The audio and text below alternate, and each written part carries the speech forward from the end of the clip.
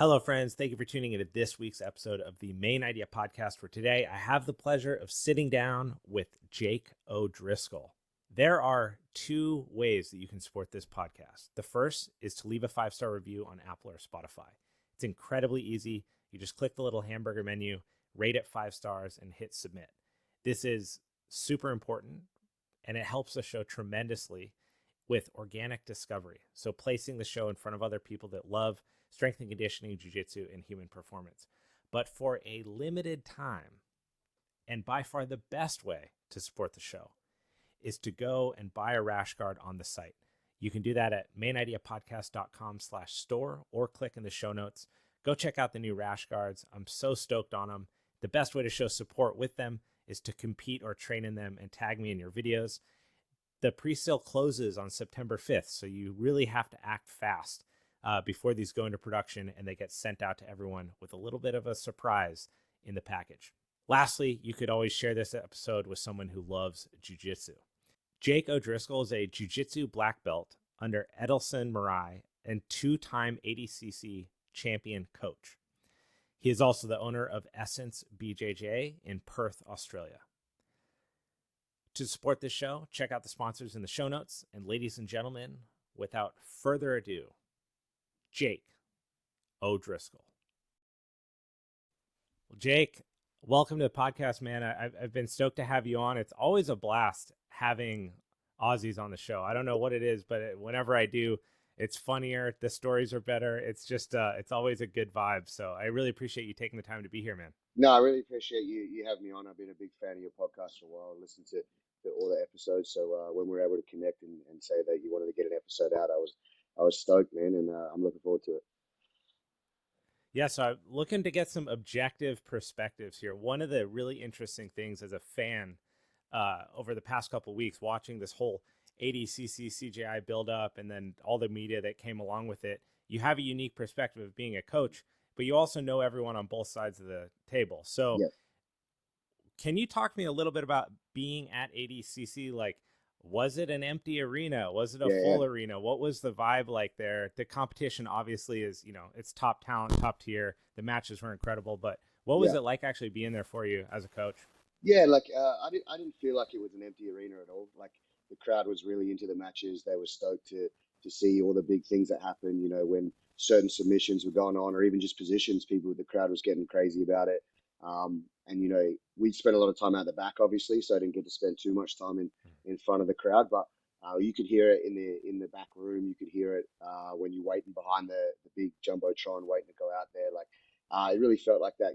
I didn't really feel like there was too many sides in terms of like CJI versus ADCC. I think there are certain people that are picking sides, but in terms of fans of the sport, which I still am, I was stoked to do my stuff with Adele during the day and then watch CJI at night. And then obviously we had Levi compete as well, another Aussie, and Lucas Kennard, who both of them had amazing performances. So like even those little things, like, I didn't see it as CJI versus ADCC. I just saw it as grappling, getting exposure, and high level grappling at that. It wasn't enough for me. I was all day at the event and all night watching it, and I couldn't be more happy. When maybe you can take me back to like young Jake O'Driscoll finding jiu-jitsu. What was it about this martial art that kind of sucked you in, and how long ago was that when you got started in this? Yeah, it's about 15 years now. I think this is my 15th year. So I started around 2010. I was playing Australian rules football at a pretty decent level. Thought that's what I was going to do with my life, going to just be a professional athlete and just live that life. And then that didn't happen. And I started doing jiu-jitsu to try and get a little bit fitter for the footy season, and just fell in love with it. And the difference I always tell people from why I switched from football to jiu-jitsu is it's constantly evolving. There's so much to learn always. With football, for me, it was like you get to a certain level and you basically just have that skill set and learn a different game plan. Whereas jiu-jitsu, I still learn every day. I'm still asking questions every day, no matter who I'm on the mat with. So for me, that's the biggest aspect of why I decided to go down the jiu-jitsu path. But it's definitely changed a lot. It's funny now. I'm only 33, but I'm kind of like one of the older heads in the gym, and especially competition wise. And now I'm passing my knowledge on to like the young kids. And I'm like, man, when I was started, we were looking at magazines and books. We didn't have YouTube, and instructionals, and it's wild for me. You know, this kind of thing too, podcasts. We didn't have the ability to talk to other people about what was going on in the world in jiu-jitsu. It was like, okay, when the latest magazine came out, now we know what's going on, or et cetera, et cetera. So like, it's for me, again, going back to the CJI ADCC thing, it's amazing to see the level it's got to and where it's going. You know, I think both events and, Right. you know, the grapplers involved in both are going to have so many opportunities going forward. When you go back to those early days of finding jiu-jitsu and getting involved, did you ever think, like, within your short lifespan within the art form here, that there'd be grappling events at T-Mobile Arena and they'd be competing for airtime with $1 million prize purse events? No, definitely not. Like, it was definitely one of those things that I knew from the beginning, this is what I wanted to do with my life, but not in a way that I believe that, you know, we'd be making big money and big events and things like that. You know, MMA was always the way for grapplers. You know, that's one of the things. And one of the things I've been very lucky not to have to do is go to MMA. And I say lucky because I'd be absolutely terrible at it. But I've been able to make money from grappling. Therefore, I've been able to stick with that. But, you know, that was always the route that most grapplers took was, okay, you get good enough and win tournaments so that when you do fight MMA, you're going to get better purses. So it is surreal to see that kind of thing, you know, the arenas and the billboards and the marketing behind it, you know, the way that athletes are able to have that kind of marketing now and that star power where they are able to transcend, I guess, you know, like, you know, at ADCC, I got to meet John Jones because of Adele. And I thought that was cool. And he knew who she was. Yeah, he knew who she was. He loved her tournament run, etc. And I was like, man, I'm like standing next to John Jones because I do jiu-jitsu. It's weird. Like, it's weird, but I was soaking it up. So I'm like, this is good. Yeah, when you go back to those early days in starting jiu-jitsu, coming over from Australian rules football, like, I like these kind of transitions because you're super athletic, you're strong. It's undeniable at that point, right? You're playing a really physically demanding sport and you're transitioning into jiu-jitsu as an athlete. And I think in the past, there's always been a mix where you had a lot of people who are finding jiu-jitsu as because they weren't athletic. And it was an opportunity for someone to learn how to, you know, defend themselves and take care of themselves in absence of athleticism. And now, especially with, now you got these big events, there's money going into it. People can see, you know, potential futures like, oh, I'm athletic. I could go wrestle. I could go get into martial arts. I could play football. I could play soccer. I could do, you know, all these different things. I want to go be a grappler. So they're taking that mindset into it. When you made that transition initially and you came over from that sport, how did you do with like the humbling nature of grappling? Yeah, I got humbled instantly, man. So like I started grappling with a purple belt, which is one of the highest ranks at the time. And obviously he humbled me on the mat. But my first tournament was in like 3 months of me starting. It was our state titles. I had like 40 people come and watch because the guys from football and my family, and, you know, I had a manager for football at the time, so he organized people to come and watch. And I got subbed in like 20 seconds, man, with an armbar. I can remember the match clearly. Shot a double leg, thought I was the man, got transitioned to an armbar. And I was like, okay, like, I remember that moment quite clearly. Like, for me, it was like, okay, well, I've made this choice.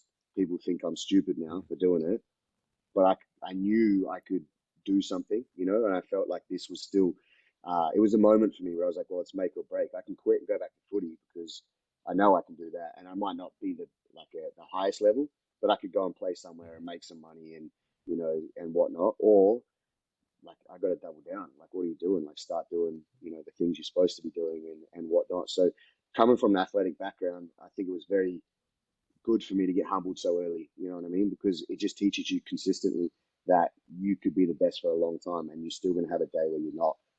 And it's on those days that you really figure out how bad you want, you know, this life. And the grappling life isn't an easy life in terms of like money wise and, you know, situations and things like that. It can be very difficult and it can be very difficult to break through.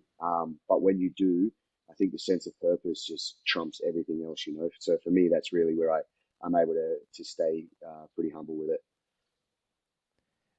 When you look at the two demands between Australian rules football and jiu-jitsu, let's say you're taking these both seriously. Can you speak a little bit on the physical demands of each sport and how they differ? Yeah, yeah, definitely. So the football aspect is, especially in Australian rules football, there's a lot of running, there's a lot of tackling, there's a lot of like short, sharp bursts, but also at the same time you might be running, for Americans, I think it's 7 or 8 miles a game, which is pretty decent. Yeah.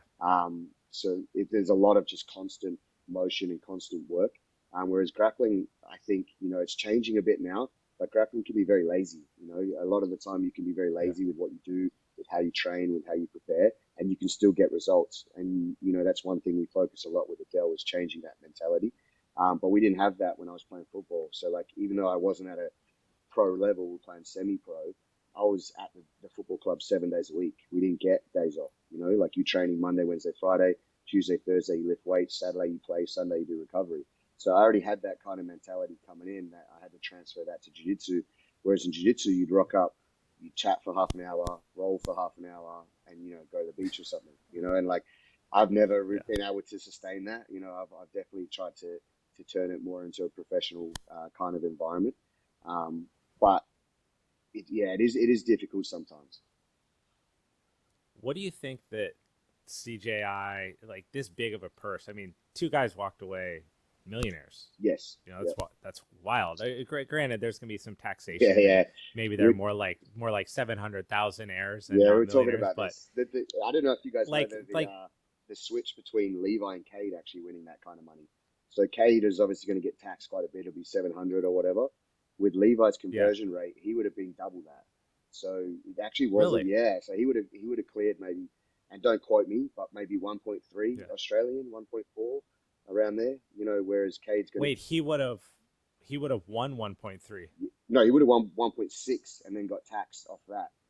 And then. Oh, gotcha. Yeah, and then because the way our tax works is a little different. I'm not sure about the American version, but his would have been show money. Prize money, not show money. The tax is a little bit different. Right. So it's actually a bigger swing, unfortunately, for him. So it actually would have been worse for Levi had he won. No, better. He would have made more by money. Like a lot. Yeah. He would have made okay, more money. I see. Yeah, he would have made more money. Yeah, which is That's crazy. Wild. I mean, to have two guys walk away from that, who knows? Maybe CJI doesn't happen next year. Maybe they do. Maybe they get different funding. Maybe ADCC bumps up the prize purse or something. But the fact that two people are walking away with that kind of cash following a grappling match, this is a pivotal moment in the history of the sport. Facts, right? Like from now on, people will think about grappling and look at it differently, because that actually is money where you can make a living off of this. So 100. What do you think, as a coach who understands the athletic mindset from two different sports, being able to work alongside someone like Adele, who we'll get to in a moment, had a fucking incredible performance. It was so sick. Watching guys like Levi, what do you think this is going to do to the landscape of grappling in Australia, also, domestically here in the US and around the world? I mean, it just opens doors, right? It just opens the doors to possibilities. Before Adele, before Levi, before Lucas, before Josh Saunders, this whole weekend, they all did amazing work. It was, could we do it? Maybe. Some of us can, or Craig can, or Lachlan can. But what about the rest of us? Now we had, 4, 5, 6 different Australian athletes all in one weekend have ridiculous performances. Like Lucas Cainard, he's our little kept secret over here. He's been one of the best guys Australia's ever produced. Just hasn't really been able to show on the world stage, or the opportunity. He walked away with 50 grand, performance of the night or submission of the night, right? That's life-changing money. He just had a baby. So for him, he won trials, super impressive, had a decision, chose to go to CJI, and it paid off massively. So he has a really good academy, Sydney Wrestling Academy, with another guy there, Ali. They're amazing people. It shows that in their gym, hey, we can do it, because Lucas is doing it. And you know what I mean? For Adele, it's like, yeah, she did something incredible. But if I was a young female in this country, I'm like, I can do that too. You know what I mean? And Levi's been showing that for a long time. He was the best we've ever had in the gi, and now he's doing it no gi. So it's like these people aren't. It's not so far out of reach that it's not attainable. It's definitely attainable with the right kind of mindset and the right people around you and the right structure. But I think it really just kicked down those doors, and that's what I feel like talking to other Aussies, particularly, but other high level athletes, is those doors have been like really blasted open. Like we've always had Craig. I mean, Kit Dale came first. If you know Kit Dale, I think Kit's a bit. He's we're in chats right now. We're trying to get him on next Yeah, week. yeah. But, Kit's awesome great. personality, Man, dude. Can't wait. That'll be the funniest episode. He's the best. So Kit was the first, in terms of like kicking that door in. Then you had Lockie and Craig around the same time. Craig's medaling and beating legends, and then Lockie with his run. But then we kind of had a little bit of a gap where it was like, okay, who's next? Well, now we've got a lot. There's a lot coming, and they're very good. Do you think Raygun will make the transition over to Jiu-Jitsu? Yeah, it's funny.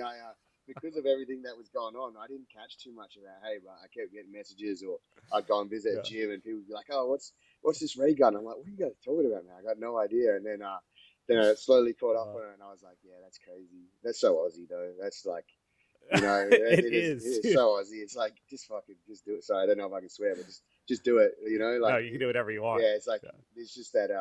Adele calls it the fuck it bucket. Put it in the fuck it bucket, and that's what Ray Gun did. She was just like, "Oh, whatever. Just do what we do." What it is kind of funny. Like you look at, I feel like my experience with Australians from just like surfing and friends I've met over the years, and then jiu-jitsu, of course, very very laid back, very funny, very fun. Love to have a good time in many cases, a lot more so than Americans love to have a good time. But this last weekend surprised me because it's not like I was sleeping on Australian competitors, because like you said, you got guys like Kit Dale, you got Craig, Lachlan. Obviously, like if you don't know who Lachlan Giles is, you've been living under a rock for eternity, right? So you guys are putting out people that historically are just like juggernauts. I mean, have big impacts on the sport. But at the same time, I still felt surprised this past tournament cycle watching all these people come out and just not do okay, but like kind of dominate in their own respects. I mean, Levi's the best example, right? Like even watching the tournament felt like I was kind of asleep. I'm like, wow, he's really just putting it on these people. Wow, he's really putting them on. Oh my God, he's in the finals. And I'm putting that in my mind against like these other matches that I watch on the way up. What is it about like the Australian psyche, the mindset, just kind of like culturally, that puts these people in position to be such absolute killers, but kind of like under the radar, softly? I think because of our laid back attitude, and we banter all the time with each other, we can get that kind of not the gimmick, but we can look like we just like to have a good time. But the work ethic in Australia is very high, and it's very high on the circuit. Like Levi, Luca, everyone we've mentioned has been on the circuit for years, grinding away for certain goals and certain opportunities and things like that. And then also the structure in place, I think the coaching wise too, like again, we just take that little small group we've just mentioned, they all have a coaching structure in place that helps them evolve. You know what I mean? Like Levi from 2 years ago is not the same Levi he is today. Same with Lucas Cainard, same with Adele. There's a lot of things we did at ADCC that you've never seen her do before. And that's because of the specific work we've put in. And there's some stuff that we added, she hasn't even put out there yet, which is crazy, and then it's the same thing. What's the quote about the boats, like rising tides and whatnot? The other guys, rising tides raises all ships. Exactly, and it's the same thing.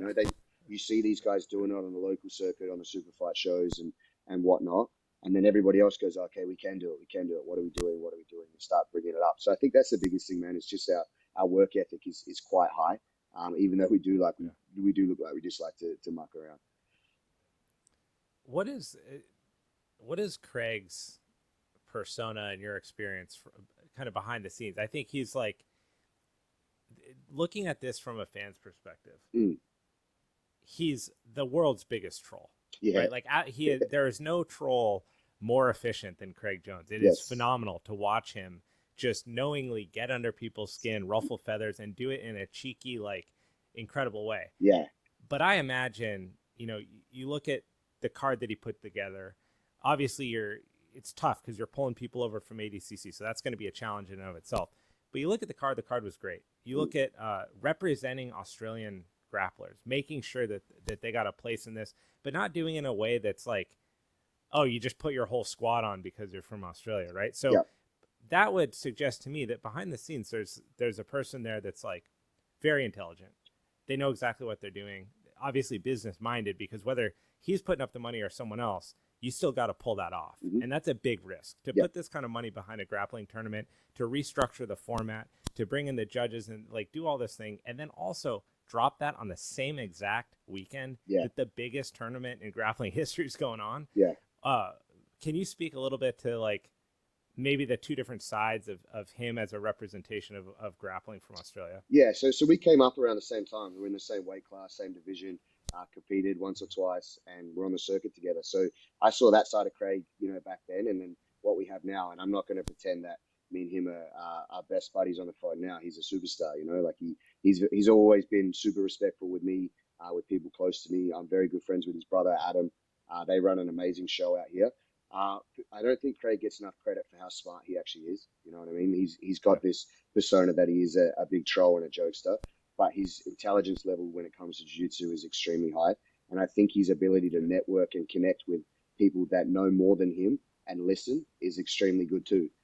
I strongly believe when, I was around him a bit earlier in his career, if he didn't know something, he was asking and figuring it out, and that's why he went to Absolute and sought out Lachlan Giles and Kit Dale and stuff, because he wanted to get better. And I think he has that same mentality when it comes to business and marketing and whatnot. Some of the guys around him that he has that, sponsoring and whatnot, these are multi-million-dollar companies in themselves, you know what I mean, that are entrepreneurs. Right. They're not like investment firms that are just throwing money at him. Like, these are guys he's bringing up with him, and they're collabing, and that's a difficult thing to navigate as well, you know what I mean, because it's a big risk for everybody.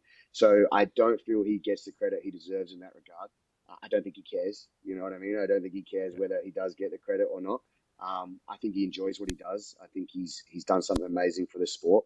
I'm not going to get into the rivalry thing. That's, I think, we've been in jiu-jitsu long enough. Everybody probably has a rival somewhere that they don't get along with. Totally. So totally. his just happens to be on a public platform and very public to everybody. But in terms of just like what he's doing and how he's doing it, he's still, I still think he's one of the best we've ever had, and very grateful that he still gives back to the Australian community. By the way, we have a show over here, M16. His brother and another guy, Miles, run it. Craig's very involved in that, just lending support when he can and whatnot. Like, it's not always as it which seems. You won. I did, by the way. Yeah, congratulations. I did. Thank you. Yeah. Can you talk? Yeah, tell me about that. Like, obviously that win meant a lot to you. What was the road like to get there? Because I mean, this is a big part too that I feel like is worth saying. You are a coach. You're a 2-time ADCC champion coach, but you're also competing. And I feel like in the coaching world, there's that saying, like, sometimes the best athletes don't make the best coaches. And I think there's a lot of truth to that. Yes, definitely. But in some cases, that experience is invaluable. Your ability to speak to Adele in a finals match moment when the adrenaline's ramped up, she's gassed out, her arms are blown up, and you have to go in there. It's very few people are able to give you advice from having been in that position before. Yes. So what was that win specifically at M16, right? Yeah, M16, yeah. I keep saying MI16. Yeah, M16. What was that like for you? Yeah, I mean, it was awesome. Like, it was difficult because it was right before Adele's prep. So right before ADCC, sorry. So like, I was prepping the same time she was. So balancing like her needs with my ability to try and win the match was a difficult balance, but we made it work. M16 have always been good to me, which is why it meant a lot to me. They invested in me when I was a lot younger, and I didn't perform the way I should have, and they didn't give up on me. And they always gave me opportunities, and they've always given my gym opportunities, and that kind of thing is invaluable to me. It means more than what they pay me, because I try and help people, and that's the main purpose I do things. So if I can help someone else up, and they're very much like that. They're very for the athletes, and I think that's it's so necessary in this day and age, especially with jiu-jitsu. That's the promoters or the sponsors or whoever's looking after the athletes actually has the athlete's best interest in mind, and we don't always get that. For sure. In terms of like crossing over as a coach with the athlete role, it definitely helps, but I also don't look at it as like I have any pressure being Adele's coach or needing to win to be able to speak to the athletes the way that I do, because we're two different people doing two different things. And I think the biggest thing is whatever my challenge is doesn't take away from what her challenge is, and it doesn't make mine greater or less than hers. Now, hers might be more difficult, but mine might mean just as much to me as it does to her. So if I'm challenging and putting myself out that much, that it really means that much to me, the athletes can sense that. You know what I mean? And they can For see the sure. work ethic. So we get away from that, grading things. Me and Adele joke all the time. Now she's got another one, but I had 4 title belts and she had 3. Now, hers are way better than mine. She's got world titles and mine are locals. But I had 4 and Right. she only had 3. And we joke about it all the time. We don't look at like who's got more, like who's better. But now she's got 4. Yeah. She's got the most important one. So she's winning on a technicality. But we look at it that way. And it's just like, it's a very easy way to do things, because it just, we don't count, we don't keep a tally is what I'm trying to say. What's the preparation like for something like ADCC? I think for any coach, especially in combat sports, the better your athlete is, the harder it is to prepare, because your ability to train with people that bring out the biggest challenges becomes harder and harder, because the real time you'll meet them is actually in the event itself. Like when John Jones preps for a fight now, who does John Jones train with, right? He's Exactly. got his they put together a team around him that is absolutely fire, and those guys are so dialed in on their selection and the prep process. But he can't go and train against Cyril Gahn Yeah. to get those looks, because that's who he's going to fight. So when you have someone like Adele, Yeah. You can't pull Jasmine Rocha in, you can't pull someone else in and be like, hey, let's run this camp, let's work these things. So how do you guys start to game plan and prepare for the challenges that she's going to face, which she ultimately dominated at, getting on a stage like ADCC? Yeah, so it's a long process, man, and this is why we talk about professionalism, because we take it as professionals. So it's my job as her coach, and when I say her coach, she does have other people in place that do help her. So just to clear the air on that, but as her coach, Yep. I'll put in structure in terms of like for this camp, Levi's partner Alanis was a massive part because she trains at Lachlan Giles Gym, and I know that she's the level that Adele would need, and she presents different problems. So I would actually text Alanis and be like, hey, can you please do this to Adele today? Or can you please attempt to do this? Or, we're going to work on this. In terms of like her mentality as well, it's not so much what a Jasmine Hosh is going to bring on the competition mat. It's how Adele is able to mentally see that while she's preparing for it. You know what I mean? So visualization is a huge key. And just getting similar looks, because you're never going to get the same body, but we have that luxury too. So one thing Adele has that a lot of other females her size don't have is the ability to break. And I say that in the nicest way possible. When she gets hold of your limbs, she will break it. Most 55-kilo females aren't going to be able to do that. They're going to put pressure on, but it's not going to break. So the fact that when these girls go out there and feel Adele, it's a lot different to what they're going to get from the 55 kilo girls they get in the room. So we really have to prepare for that kind of thing as well. But we talk every day, all day, and we go over every little aspect. I'm talking about her mentality. I'm talking about her sleep. I'm talking about, the pace of her rounds. I'm talking about, did she rock up late? I'm talking about what she had to drink before training, everything. We cover absolutely everything, and there's no stone unturned in that regard. So we make sure that we cover all aspects. And that's why I think she was so prepared for ADCC, because we've spent years doing that, and not just years in terms of like ADCC is the focus, but skill development. So you'll see a lot of her matches, this year, if you go back and watch, if I gave you the game plan and you rewatch that match, you'd get a different perspective of the match than it actually happened. You'll see Adele win the match, but then you'll see what she was actually trying to do, and we're actually practicing real life skills or competition skills in lower competition with the goal of ADCC. You know what I mean? So she had a match on Grapple Fest in February, and she didn't submit the girl, and the girl had just got her black belt. She's probably not the level, and no disrespect, but like of a Bianca Basilio or a Jasmine Hosher, etc. So we worked a certain skill set, because if Adele needed to do that, which she did with Maisa Bezos, she needs to be able to do that under competition pressure. So Adele's really good at being able to listen to that and be like, okay, it's not about winning. It's about making sure that I have these skills under pressure when I need them. And we've done that for years. You know what I mean? We've done that for a very long time. So that definitely helps. But it does come with some challenges, because a lot of the stuff I do with Adele is online. She used to live with me, like in my city in Perth, and now she's back home in Melbourne. So our camp changed a little bit. I was with her all the time, and now I'm not. So that presents its own challenges as well. But I think it's just also strengthened our bond, because, I'm not in her face all day, like telling her what to do. I'm only in her face for crucial moments of her preparation. And then outside of that, we have a really good friendship. So it's very easy to correlate between the two. When you're looking at these different factors that go into their preparation, like sleep, recovery, their hydration, their strength and conditioning, all this kind of stuff, and then your experience as an athlete doing the same thing, this is kind of new. I say new territory, not because I think jiu-jitsu players don't think about it, but now that the stakes are higher, it's newer territory, and it's going to become more common ground that people are really starting to dial in their strength and conditioning, the recovery, and it's inevitable because there's more opportunity. And every sport has had this happen. If you look at American football players from the 1980s and you look at them now, their builds are entirely different. They're super specific to the position. You could say the same for rugby. You used to just get athletic dudes on a field. Now you get specialized athletic dudes on a field that are exceptional at what they do. And the pecking order to be that person is super long. Yes. And those people are also really good. So as grappling grows, as it gets bigger, as the UFC continues to invest money in UFC Fight Pass and putting these on, One Championships is putting these on in Asia. You have ADCC, CJI. I mean, the list goes on of more and more eyes, more money, more investment. And look at these matches. None of those matches from ADCC or CJI were two people that like to play jiu-jitsu sometimes. No. These were peak athletes competing in a peak sport, and their conditioning, whether this is PED use or not on either side, it doesn't matter. Yeah.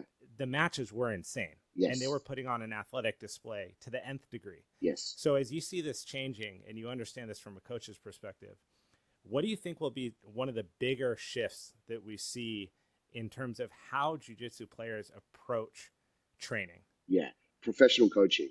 So I know that's easy for me to say because I'm the coach, but what you just listed, 95% of the ADCC athletes would have done strength and conditioning, nutritionists, they're getting their technical work in and whatnot. They're treating themselves like professionals, but most of the athletes still have amateur coaches. And I don't mean that in a disrespect, but what I mean is they do what I do, is they have their gym, they coach, you come in, I'm struggling with this technique. This is the technique. Oh, you're going to fight Wagner Hosha. Okay, this is how we should approach fighting Wagner Hosha. Go and do that. That's right. It's going to evolve from that. You're going to have absolutely professional coaches. So we look at this with Adele. The way that I like to put it together is tennis coaches, right? Djokovic is the greatest tennis player ever, but he has a tennis coach. Why does he have a tennis coach if he's the greatest? Because the tennis coach can pick up things, keep him accountable, keep him responsible, pick up the trends, look at everything that he can't look at because he's got so many other things to do, and keep him in the right direction. This is where I believe that the next level of coaching is going. So for me as a coach, if Adele's being a professional, how am I being an amateur? I need to be a professional. So the amount of footage I study, I'm looking at the trends. I'm looking at the difference between the women's divisions, 55, 65, over 65. Then the men's division, 66 and 77. What can we take from there? I'm looking at, past events, your Euros and your ADCC trials. What's the common trends there? And picking up from these things. So, I think professional coaching for those level athletes is going to be to the next level. The only other person I saw, and again, I wasn't looking too hard, but the only other person I saw at ADCC who had similar to what Adele was doing was Kynan. They both won the ADCC. They're absolute. That. That's not a coincidence for me. You know what I mean? That shows that there's something going on, right? So for me, it's not so much about how we can progress as coaches in the technical department, because I think athletes can do that at the same time coaches can. You know what I mean? Levi and Lockie are probably sharing knowledge, not it's coming in from one direction. But as a coach, the ability to be able to take that athlete to the next level, I think that's what's really going to help these athletes, and it's going to help them get paid as well, because they then only have to focus on what they're good at, which is what you saw on the weekend, ADCC, and not everything else. Right. You know what I mean? And I think that's definitely a shift that's coming. And it's going to rock the boat a bit, and it's going to upset some people because we're very old school now, thinking that, because I run the gym and you represent my gym, like I'm in charge and I do this. That's not how it is, and that's not my relationship with Adele, and that's not my relationship, with the other athletes that I have that are world class as well. It's a relationship between me and them, and that's it, and they get the best of me and I get the best of them. So I think that's what's coming. Yeah. I think you saw that a little bit in mixed martial arts as the UFC grew. You got guys that were, you're just part of your crew. Your crew's tough. Everyone's tough. You can all beat people up, and you got a good coach who used to do it more than you, and they kind of tell you how it is, and everyone's good. And the events are great. then more money gets into it, and now you have guys seeking out specialization, and so they'll do a camp over at Dan Henderson's, or they'll do a camp at Jackson Wink, and they'll get what they need for the next thing because the stakes are a lot higher. Exactly. I think I agree. I think jiu-jitsu right now is looking really cool. Like these two events, and I said this in 2022. I think 2022 ADCC was one of the first times that I can think of, and granted, I haven't been watching this for 15 years, but that was one of the first times where you could be in the room with people that don't train, and they would actually sit down and watch it. Yeah. And jiu-jitsu is super complicated, man. Yeah, you watch a gi match, even as a practitioner, you're kind of like, yeah. How did they just score, right? Yeah. But you look at some of these matches, and they're so exciting, you can actually get behind it. And that's a title shift when you start to see people be interested that don't do it. Yeah. That says a lot about where the sport's at. Yeah. And I think that the specialization, these big teams, it's going to be incredible. And these matches are only going to become more and more and more exciting. And because athletes are going to get better and better. Yeah. And the more the athletes are getting paid to be exciting, the more they're going to want to be exciting. You know what I mean? I understand why the gi guys don't, open up as much as they can. Like I have this discussion all the time. Like I roll with a black belt world champion in the gi in the training room, and it's ridiculous. And then you see them go out there and compete, and they do a double guard pull, do an advantage, and win the world title. And you're like, but you've got so much more than that. But they don't get paid like that. They don't get paid to do more than that. So why would they? They get paid to win, and then off their own victory, then they can market themselves, and then hopefully off marketing themselves, then they're going to make the money. But if you're going to tell me that if I compete at CJI and I have a really good sub, I could win 100 grand, or if I go to one championship and I have a really good match, you're going to give me a $50,000 bonus, or if I go to ADCC and I get sub at the tournament and I get 40 grand, I'm going for it, man. I'm gonna send it. You know what I mean? Like I'm gonna 100%. Go for it. And like you will see that more the more the athletes get rewarded for that. But at the same time, the argument I don't like is that it's the promoter's job to do that. No, it's the athlete's job to be exciting and then work with the promoter to get paid for that. You know what I mean? You have to work together. If it's just one side blaming the other, we're never going to get into a point where we're going to get paid properly. But like we're excited. So like at one of Adele's best selling points is she's a finisher. She's probably going to finish the girl if she wins. You know what I mean? So like, don't like when we talk to promoters, like, oh, why should we pay you an extra $5 grand? Because I'm gonna put this girl away. Like this is gonna be crazy. Like I'm gonna do something that you haven't seen. You know what I mean? And she's able to back it up with what she says.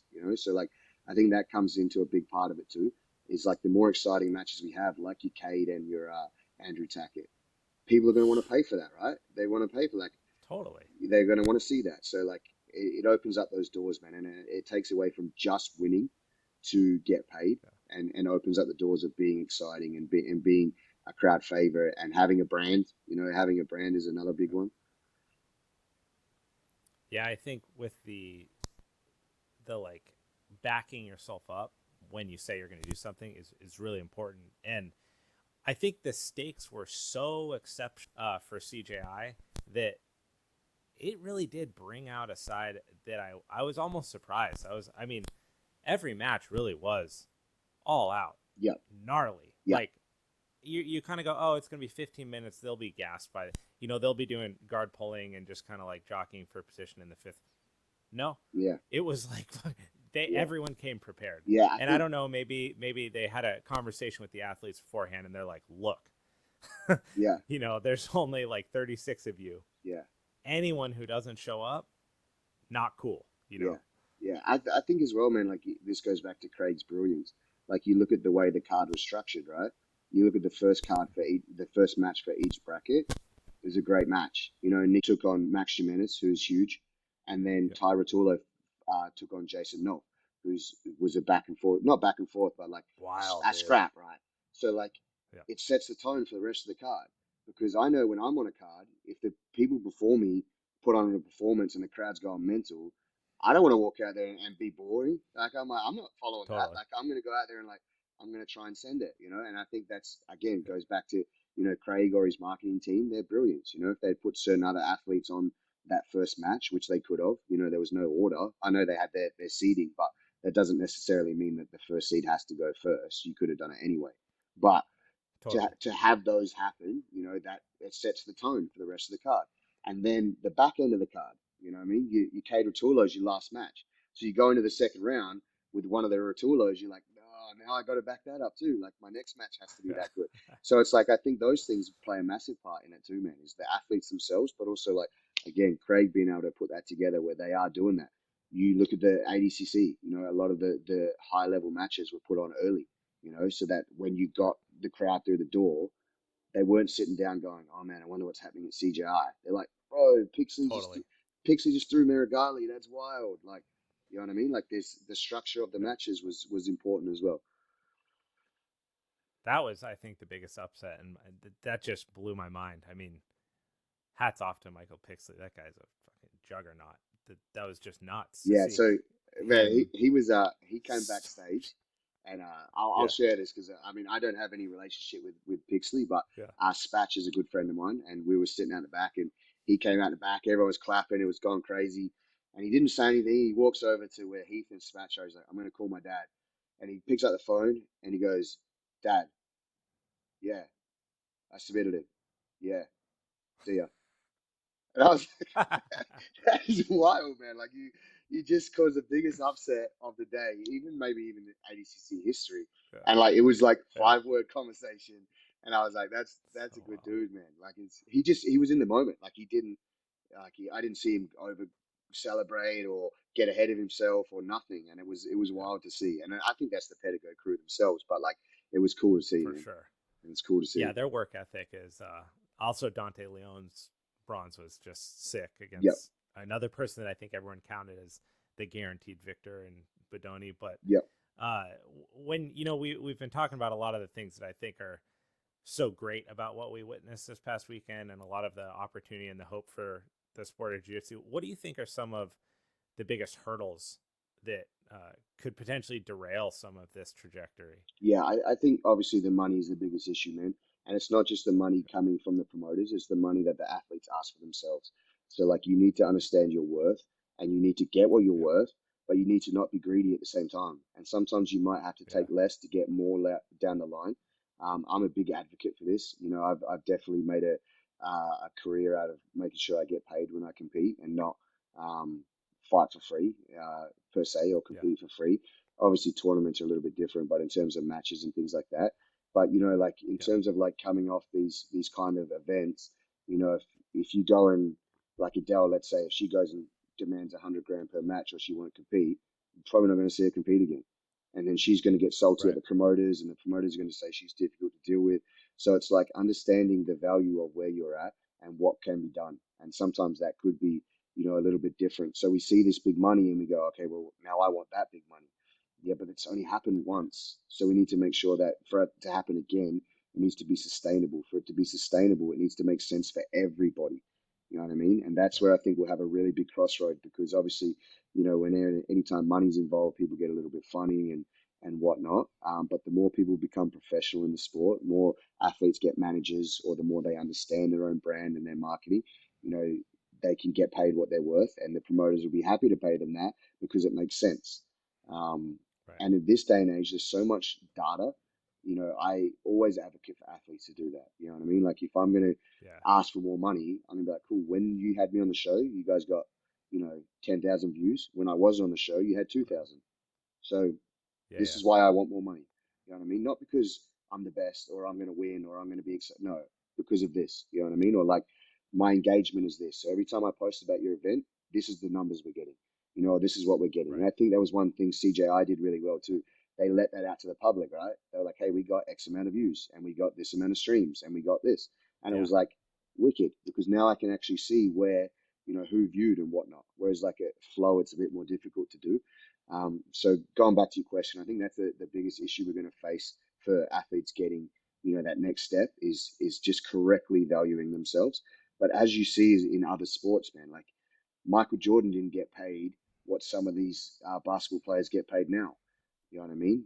But Right. it builds and it builds and it builds. Without Michael Jordan, they don't get paid what they get paid now. But I'm sure at the time he felt like he was underpaid. So it's like it's going to take a process to really get to that consistent high level money.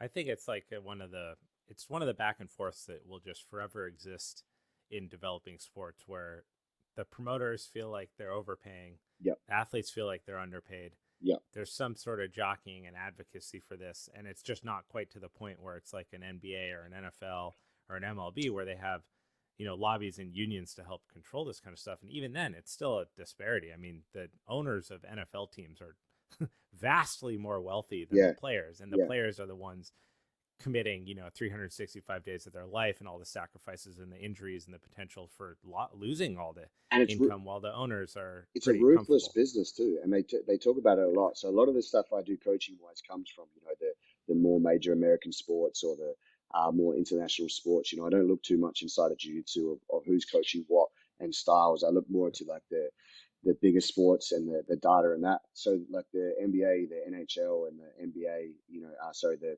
NFL, etc. They're ruthless businesses. They're not ruthless sports in that regard. The players understand, and again, it's sometimes terrible, but they understand they are a business. If they're not providing a service at the cost that they are demanding, they're getting traded or they're getting cut or, they're getting demoted. You know what I mean? And it's a tale as old as time. So like, just because you might have one good season doesn't guarantee you're going to make $400 million every year. Like if you start dropping off, it's not happening anymore. So it's the same with the athletes. Yeah. One good match, you've got to keep capitalizing. So Adele's got a small window now. She's the champ. She's the face of the sport at the moment, especially for women. Sweet. So how do we make sure that she's able to set herself up for the future with this achievement, knowing that we're still going to have to do more if she wants to sustain it, because she's 24 years old. She's 24 years old. This is not, don't get me wrong. She's forever going to be an ADCC world champion. If she wanted to retire and go and do something else, no one's ever going to take that away from her. But if she wants to make a really comfortable living from the sport, she's going to have to continue to do what she's doing and more.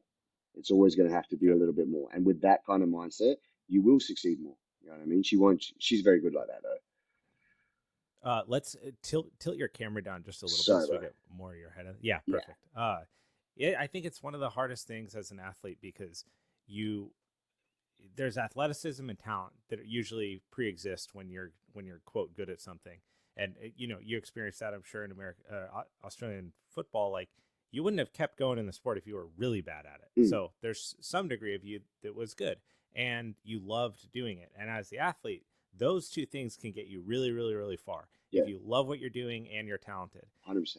On the business, when you break through that ground and you get on kind of like this place that Adele's at right now, this is a very telling time, because you have to double down as an athlete on the fact that you are, whether you like it or not, period, you are a brand, from what you do, what you say, how you act, to how you perform.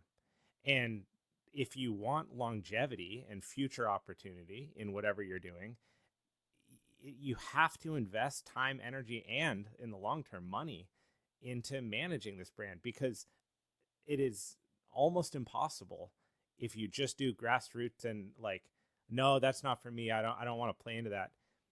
That's the world we live in. Yeah. Everything's marketed, everything's shared, everything's online, and it's an unfortunate part, and it's hard to compartmentalize if you want to just stay focused and be like, no, Jake's my, I'm having him do all my content and this and that and the other thing. Because when it comes down to that decision of, do we want you on our promotion or not? Yeah. All those factors are like, that's the currency that you're not putting on the table is all the intangibles of how you'll help them sell the event. Exactly. And that's just, you can't deny that. Yeah, exactly. And this filters back into our mantra for the year for her was professionalism. And it's not just professionalism and what she does. She's never had an issue in her training. She always rocks up. She always trains hard. She always does the rounds she's told to do. That was never an issue. But there's an issue on, not an issue, but we needed to be a lot stricter on the professionalism off the mat. And that includes the social media. That includes her branding. That includes her marketing. That includes her responses to people, the way she talks to people, the way she initiates conversation with people. She can be quite, reluctant to respond to people sometimes because she gets overwhelmed. You know what I mean? And we had to kind of talk to her like, we understand that. And, you definitely do need time to yourself sometimes.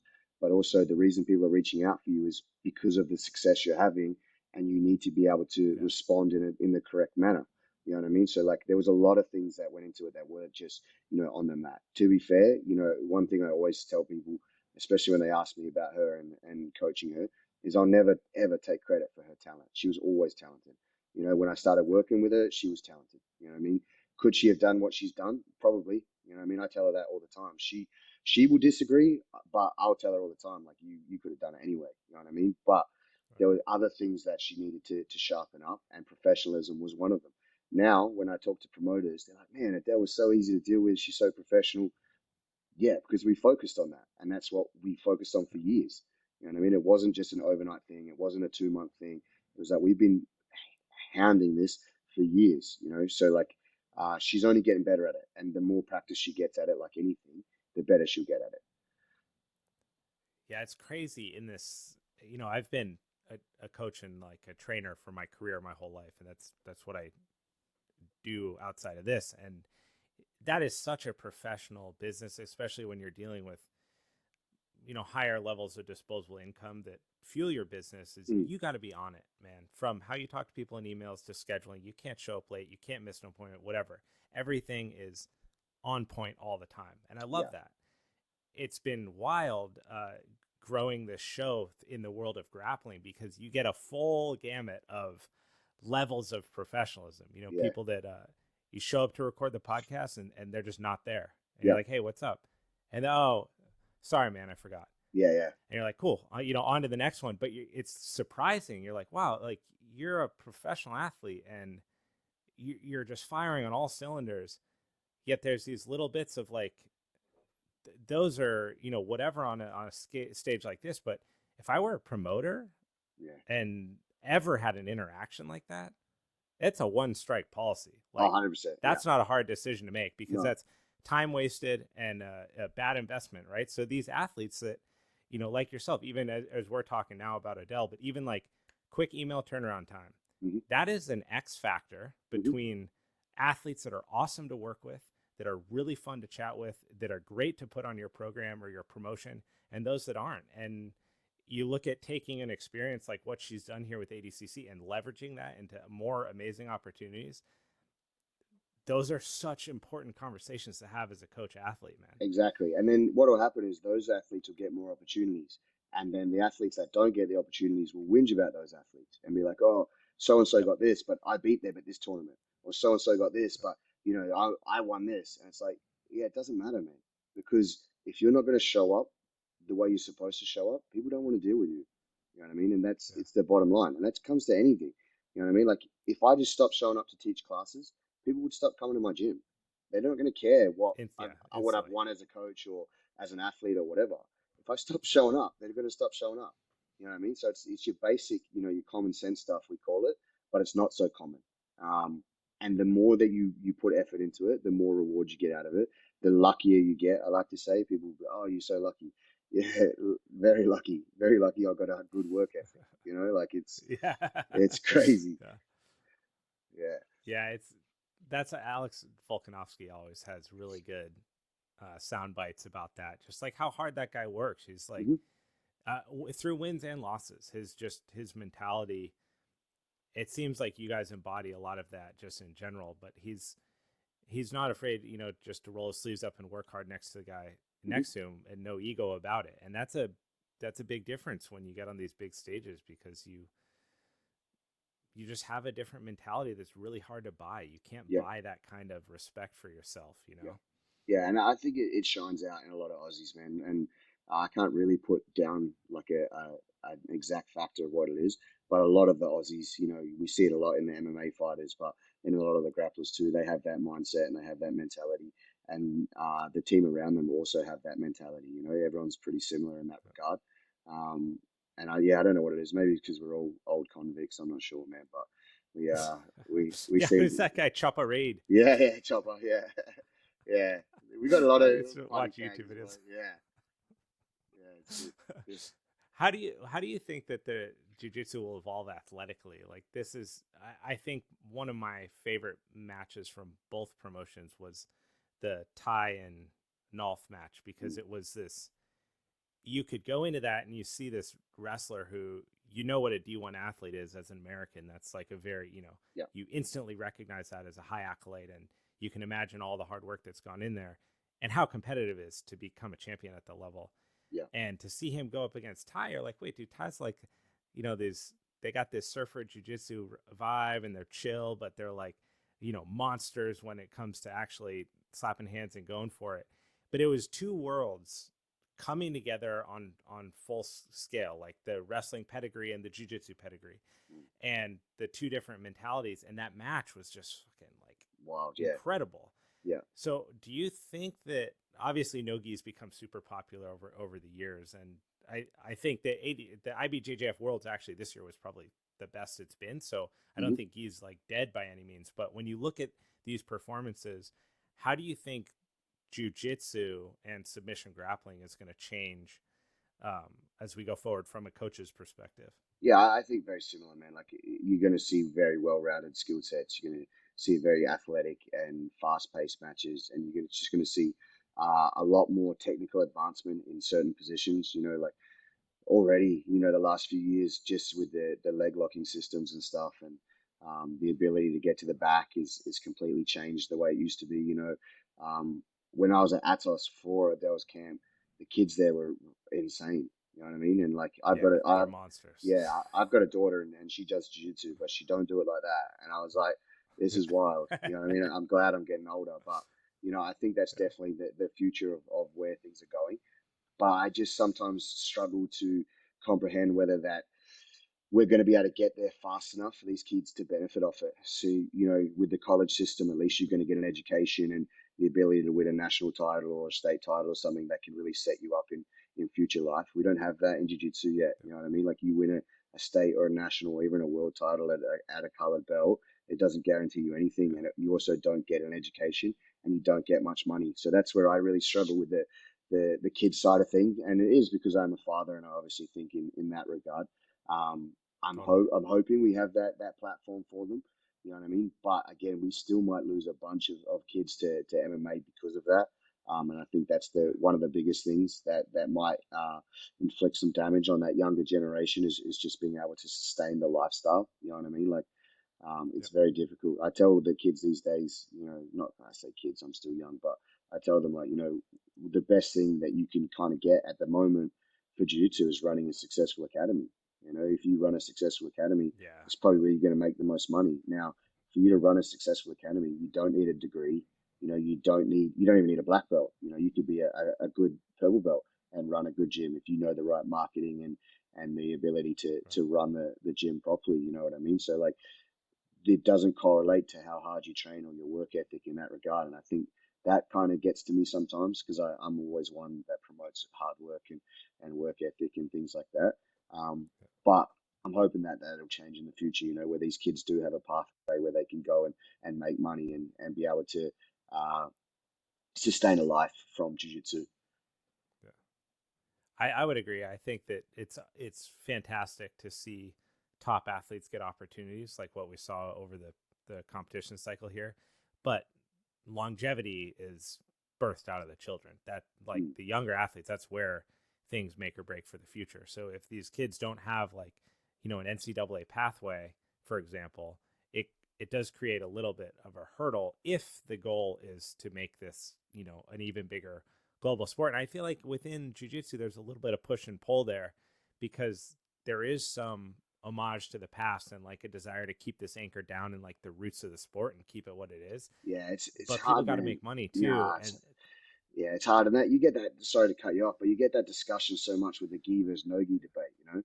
You very rarely hear no gi guys talk, about like talk down on gi guys in terms of like their old school methods and that. They kind of just get on with what they're doing. But a lot of the gi kind of side will always be, no gi's easy or no gi's this or blah, blah, blah. It's like, oh man, like it's all fun. Like relax.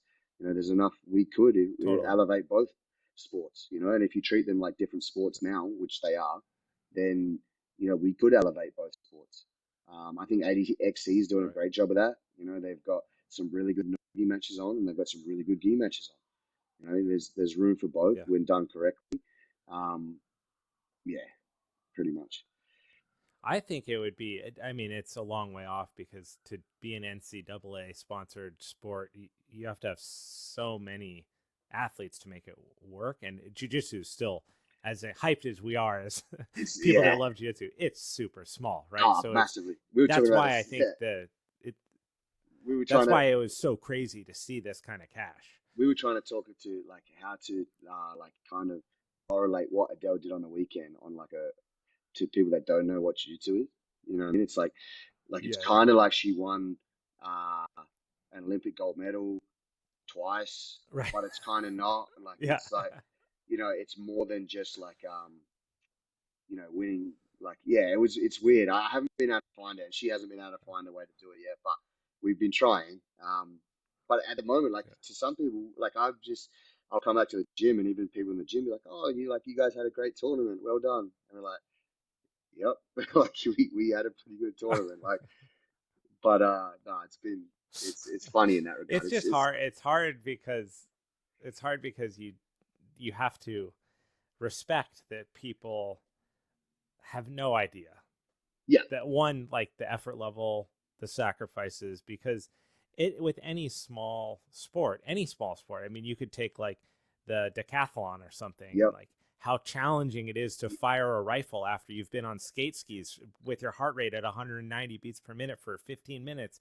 And to win gold at that is like truly a remarkable feat of athleticism. And yeah, someone's like, oh, that's so cool. You won your shooty yeah, thing with the yeah, skis. And you're like, yeah. dude, I mean, it's just hard when it's small like that. Yeah.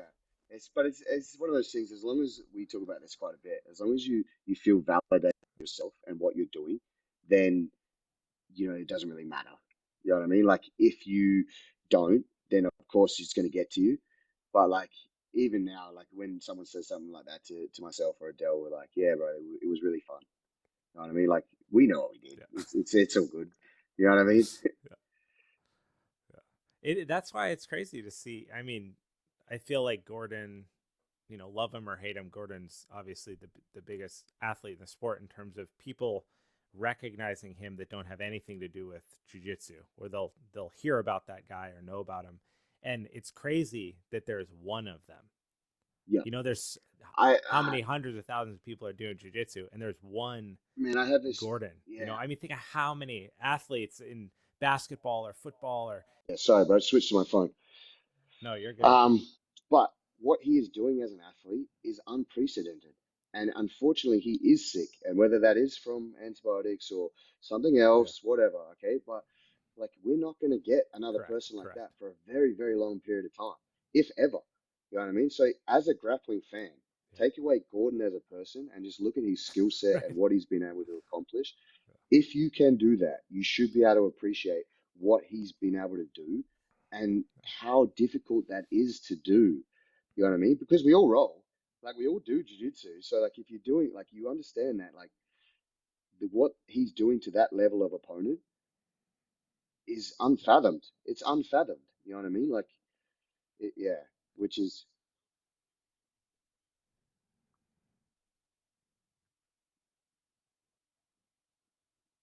It's crazy, man. Yeah. And it's so consistent that you grow to expect it, which again, I think this is hard to grasp if you don't train for one, but yep, maybe if you're not privy to just yep, combat sports in general, like how common it yep, is for yep, someone to make a really minor error that is completely unintentional and have it capitalized on by the fact that the other yep. guy's a world beater. On the era. Yeah, And just like Dricus Duplessis and Izzy, right? yeah. Izzy's phenomenal. He couldn't have looked better going into that round. He couldn't have looked better, more calm and ready to go. And he makes one error and is yeah. absolutely Yep. capitalized on Yeah, like that. it's And so wild. you look at Yeah, someone yeah. like I had this Gordon conversation about and you just Andre go, Galvao actually, because in wow, Adele's match every with Master single Besos, there was time he a gets on the points mat, discussion every that single we time believe we should have got he beats the points. guy. She didn't get points. Andre It's wasn't too happy about it. fucked. I left that up to him to deal with the judges. He's a lot more famous than I am, so I let him deal with that. But I was like, they're telling him that he's wrong. But for Mhm. him to achieve what he did at ADCC, he literally needs to know the rule set inside and out because he has to be perfect.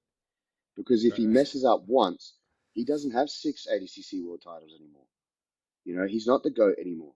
So it was very like weird for me to see like someone who hasn't done what he's done tell him that Yeah. he's wrong in something that he's obviously an expert in, because he's done it so often. And then you take that into, Hmm. Gordon's consideration. He's the same. For him to be able to do that, he has to be perfect all the time. And even if he's not perfect, he has to be better than the best, because Right. he is versing the best. Whether people want to make excuses for this and that or whatever, he is. You know what I mean? Oh, he fought Wagner Hosha, who's old and over the hill. Well, clearly he's not, because he just silver medaled at ADCC and So was nuts. a minute or 2 minutes away from beating Mika Galvao. The score was three Yeah. two. Like, it's very, very close. Like, it wasn't like he got blown away. Yep, Yeah. yep, exactly. You know what I mean? And then Philippe Pinner. Okay, so they had a Yeah. controversial match on And the and first he day of dude, he ADCC. beat Luke Philippe Griffith, who's not put a away three other pushover. dudes and The won guy's his not a division fake. I mean, comfortably. he's super legit, Like, right? you still have to be able to beat a guy like that, as well as Gordon did, regardless of the rule set. You know what I mean? Like, okay, maybe that 10-second clip you're angry about. Yeah. He fought Philippe for 29 minutes and 50 seconds. Like, it wasn't just 10 seconds of match. Yeah, it's wild. But again, I It's guess that crazy. comes with his persona. Like, when you do bring that much heat on Yeah. yourself, you kind of do got to cop the blowback, I guess, and that is what it is. But It's so nuts, man. It's yeah,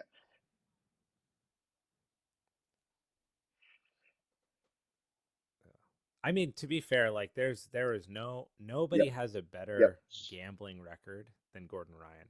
Every time he like you think about every time he goes into a match, he's put all his chips on the and table Gordon, and yeah, yeah, talk shit to the opponent the yep, whole time. The whole time. There would be no yep, person, and I don't mean this as disre I don't really mean this one way or the other, but there would be no person that would be easier to watch them lose than to watch Gordon finally lose a match, because there's so yep, much build up that thousands of people tune in just for that potential moment. And to that, Gordon is one of, he's equal with Craig as one of the best marketers in the sport. Like, these two guys from very different mindsets have recognized in a sport that yep, gives you very little in return, a way to maximize that return. And I wonder, as it grows, who will the athletes gravitate more towards as like a for sure, yeah, caricature, and it's unfortunate yes, because I think this pulls in from some of the downsides of mixed martial arts. Like, I have a yeah, lot more respect personally for like a Dustin yeah, Poirier than a Colby Covington. Both market fights entirely different, right? Dustin almost very yeah. silent his whole career, just backs it up with results. Kobe I think one of the fucking biggest things obnoxious. for the athletes going Both forward, put what they butts need in to do seats. is So they it'll need be to interesting to see obviously what these identify athletes their begin to own do as they niche develop and go with the that, sport of because jiu-jitsu, and what Gordon they was take doing that on from a mentality for a standpoint. long time. Craig is naturally extremely funny, like, regardless of the cameras or the social media. They just enhance their personalities a little bit. Yeah, But if you turn the camera off in front of Craig, he's going to make you laugh. Like, he's funny. But what a lot of people do is they see Craig make money like this, or they see Gordon right, make money like that, and they just copy it. And it's like, you're not them, though. You know what I mean? Because it's not totally. authentic. And yeah, okay, Gordon might be an asshole, but he's Yeah, authentically an yeah, asshole.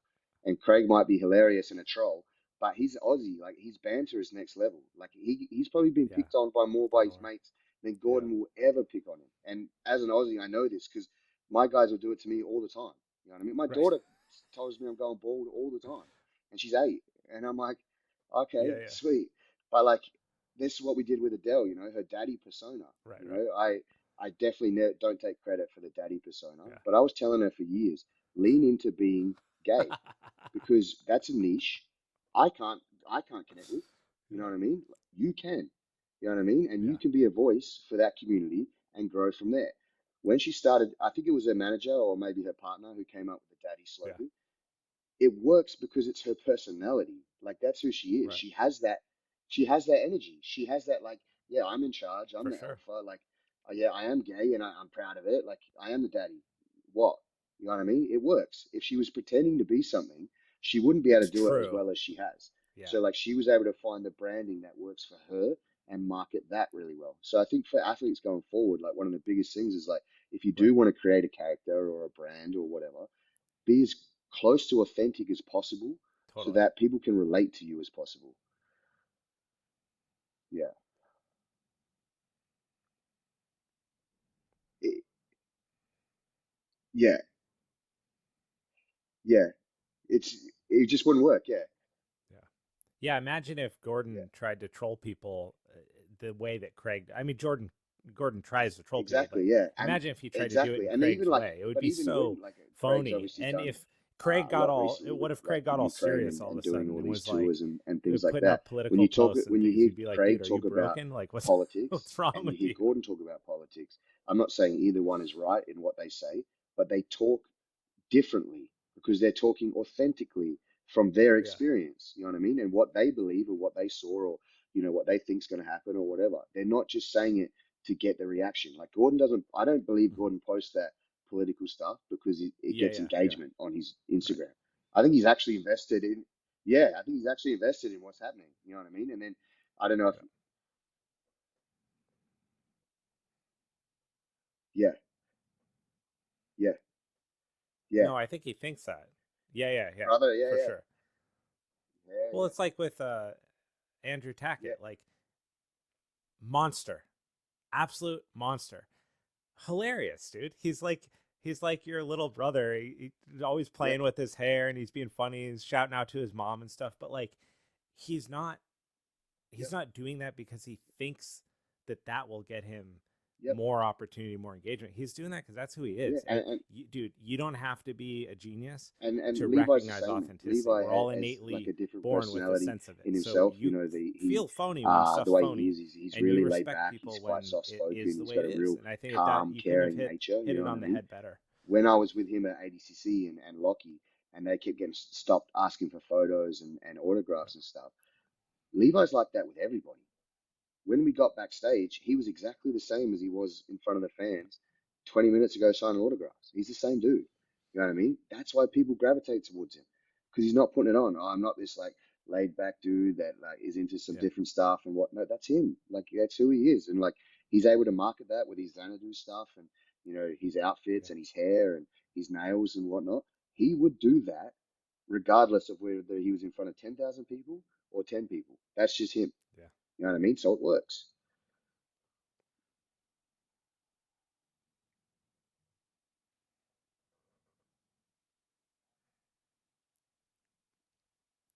Yep.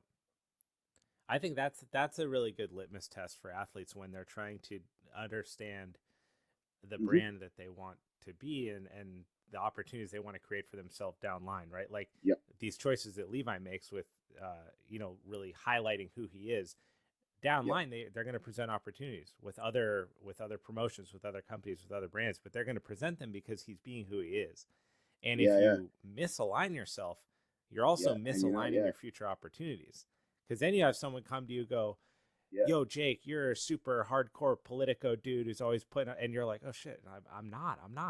And they're And like, it also they just want gets you to be that, right? So by leaning into who you are and your yeah. humor or lack thereof, you align unknowingly with other opportunities in the future because they see Yeah. that Yeah. and they like it. I Yeah. think that's one thing Yeah. jujitsu And I has think been really because they cool are about themselves, you watching know, the past it's event very is easy to maintain. we're When you're getting not, some it's so really exhausting. cool, You know what I unique mean? It's so exhausting just to turn it on characters that and are then turn it off birthing out of and then turn this, it and it's on and really then turn it fun to off. see. Like that's where you see these burnout in competitors and then you don't see them for 2 years. And you're like, well, like where'd they go? They were killing it. Like what's happened? And most of the time it's not Yeah, just like the on the mat stuff. It's the fact that they just can't keep up their personas or that way of living for totally, so long that they have to take a break. You know what I mean? And then you have guys or girls that are being natural and being themselves, and they consistently are at a high level for a long period of time. totally.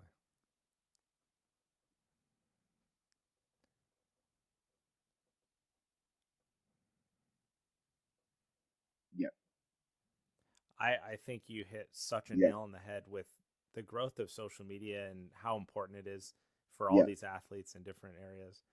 and not that media is new. Media's been around forever. Anytime there was going to be a fight, right? Yeah. You're going to put Muhammad Ali on the stand. He's going to do a presser against George Floyd. They're going to have that moment, and you're going to get the sound bites. So it's not new. But when you look at someone like, I use the example of Colby because it was such a light switch when he exactly. leaned into this MAGA personality with the suits and this stuff, and his banter on stage and rejection of former and then teammates. It really comes Dude, down it had to like to be what exhausting, they're trying to because achieve. you know that's not like, who he is. obviously, Colby at You the know time it's did not. that because he didn't want to get cut from the UFC. To But what then he degree started to does make that more weigh money. on So the then you have to athlete weigh and up their like, energy okay, what am for I their doing sport? long term? Because, okay, how long can I keep this up to make X amount of money? But then what kind of relationships am I going to have, not just with those closest to me, but, you know, the fan Right. base and the sport that I love to begin with after I've done all this damage because of having to play this character to make X amount. Like, it's a vicious cycle sometimes, man. So that's why, like, I feel like it definitely helps if an athlete has a bit of guidance in that area, you know what I mean? And have that ability to switch off from social media sometimes and just take a step back and be like, okay, I can just be me. Because at the end of the day, they still have to be athletes. You know, they still have to perform and train and stuff like that. And sometimes it does get in the way of those things. And you need that to be able to take that step back. Yeah.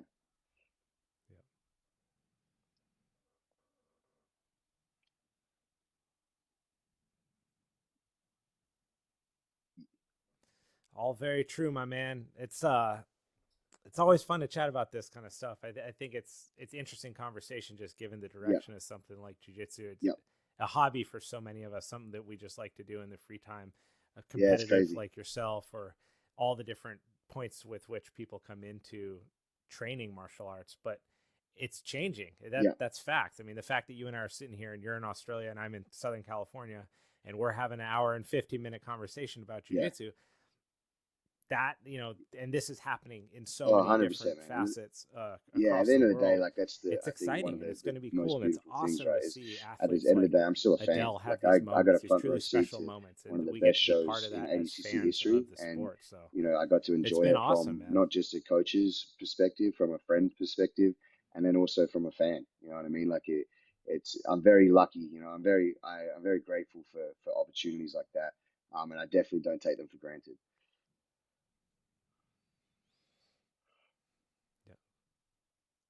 Yeah. Yeah, Yeah. Well, Jake, it's been so much fun yeah. having you on. It's always fun to chat about jiu-jitsu, and it can just go for so long.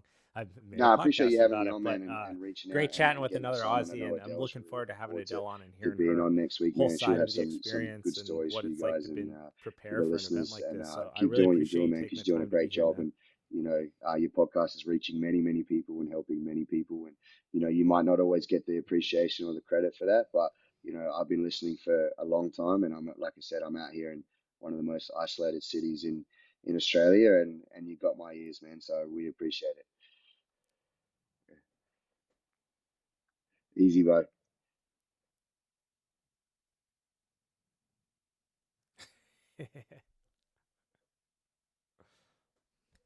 Awesome. Well, thank you, Jake, man. I really appreciate that. Hey, friends, Abe here. Thank you so much for tuning into this episode and sticking around to the very end.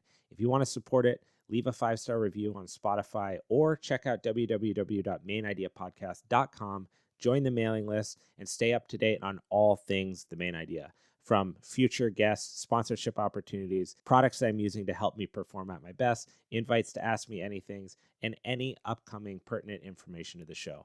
I cannot do this show without you. It is literally why I show up each week and put these episodes together. So thank you from the bottom of my heart from being part of the community. I hope you have a great day.